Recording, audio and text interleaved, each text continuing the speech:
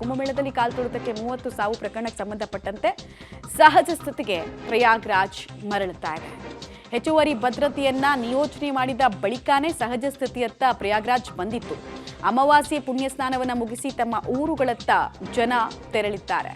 ಹೀಗಾಗಿ ಮಹಾಕುಂಭಮೇಳದಲ್ಲಿ ಭಕ್ತರ ಸಂಖ್ಯೆ ಕೂಡ ಇಳಿಮುಖಾಗಿದೆ. ನಿನ್ನೆ ಬಹಳ ಪರಮ ಶ್ರೇಷ್ಠ ದಿನ ಅಂತ ಕನ್ಸಿಡರ್ ಮಾಡಲಾಗ್ತಾ ಇತ್ತು. ಮಾಘ ಮಾಸದ ಆರಂಭದ ದಿನ ಗಂಗೆ ಅಮೃತ ಸ್ವರೂಪದಲ್ಲಿ ಬದಲಾಗ್ತಾಳೆ ಅನ್ನುವಂತಹ ನಂಬಿಕೆ ಹಿಂದೂ ಧರ್ಮದಲ್ಲಿ ಅತೀವವಾಗಿದೆ.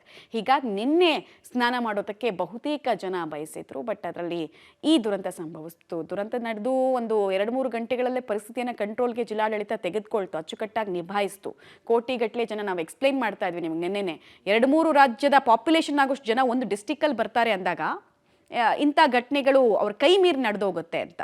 ಸೊ ಇದ್ರ ಜೊತೆಗೆ ಇನ್ನೊಂದು ಅಡಿಷನಲ್ ಇನ್ಫಾರ್ಮೇಶನ್ ಅಂತ ಹೇಳಿದ್ರೆ, ಭಾನುವಾರ ಒಂದೇ ಬಸ್ನಲ್ಲಿ 60 ಜನ ಈ ಬೆಳಗಾವಿಯಿಂದ ಹೋದವರು. ಬಟ್ ರಿಟರ್ನ್ ಆಗ್ತಾ ಇರೋದು ಮಾತ್ರ 56 ಜನ. 4 ಜನರನ್ನ ಶಾಶ್ವತವಾಗಿ ಕಳ್ಕೊಳ್ಬೇಕಾಗಿ ಬಂದಿದೆ ಈ ದುರಂತದಲ್ಲಿ. ಯಾರು ಎಕ್ಸ್ಪೆಕ್ಟ್ ಮಾಡಿರಲಿಲ್ಲ ದುರಂತವನ್ನ. ಬಟ್ ಪರಿಸ್ಥಿತಿ ಕೈ ಮೀರಿ ವೆರಿ ಅನ್ಫಾರ್ಚುನೇಟ್ ಇನ್ಸಿಡೆಂಟ್ನ ಮೂಲಕ 4 ಜನರನ್ನು ಕಳ್ಕೊಂಡಿದ್ದಾರೆ. ಪಾಪ ಆ ಟೀಮ್ನಲ್ಲೂ ಕೂಡ ಈಗ ಒಂದು ಟ್ರಾಮಾ ಇರುತ್ತೆ. ನಮ್ಮ ಜೊತೆಗೆ ಹೋಗಬೇಕಾದ್ರೆ ಖುಷಿಯಿಂದ ಲವಲವಿಕೆಯಿಂದ ಇದ್ದವರು ಈಗ ನಮ್ಮ ಜೊತೆ ಇಲ್ವಲ್ಲ ಅನ್ನುವಂತಹ ನೋವು ಅವ್ರಿಗೂ ಕೂಡ ಇತ್ತು. ನಿನ್ನೆ ತುಂಬ ಜನ ಅದರಲ್ಲಿ ಮಾತಾಡ್ತಾ ಇದ್ದದನ್ನು ಕೂಡ ನಾವು ಗಮನಿಸ್ತಾ ಇದ್ವಿ. ನಮ್ಮ ಜೊತೆಗೆ ಇದ್ರು, ಬಟ್ ಕ್ಷಣ ಮಾತ್ರದಲ್ಲಿ ಎಲ್ಲ ಸ್ಕ್ಯಾಟರ್ ಆಗೋದ್ವಿ, ಅಂದರೆ ಚಲ್ಲಾಪಿಲ್ಲಿ ಆಗೋದ್ವಿ. ಆಮೇಲೆ ಏನಾಯ್ತು ಗೊತ್ತಿಲ್ಲ, ಹುಡುಕೊಡಿ ಅಂತೆಲ್ಲ ಪಾಪ ಮುಕ್ತತೆಯಿಂದ ಅಸಹಾಯಕತೆಯಿಂದ ಕೇಳ್ಕೊಳ್ತಾ ಇದ್ರು.